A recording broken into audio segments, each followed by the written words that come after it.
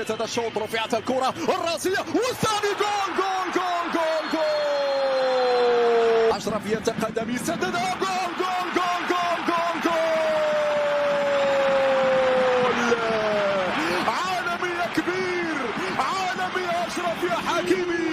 الظهير الأيمن المغربي يسار، السد الأطلس يسار هنا في بارك دي برانس.